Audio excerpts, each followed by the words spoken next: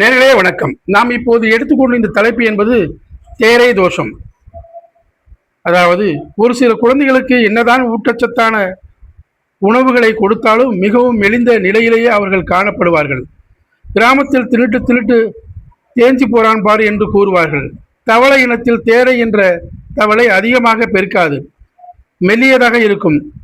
தேரைப்பட்ட பொருள் தேராது, தேரை வந்த வீடும் தேராது என்பார்கள்.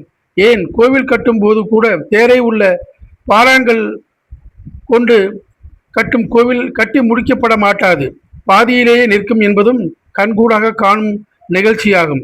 ஏனெனில் இந்த தேரையானது கல்லுக்குள்ளேயே வளரும் உயிர் வாழும் ஆண்டவனின் அற்புத வினோத படைப்பாகும்.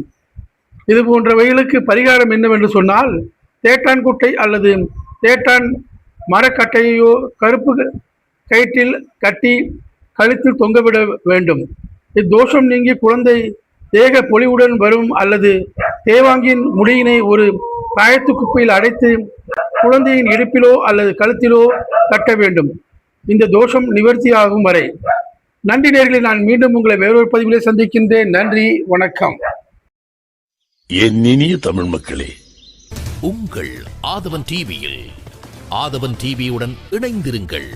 உங்கள் ஆதவன் டிவியில் ஆதவன் டிவியுடன் இணைந்திருங்கள்.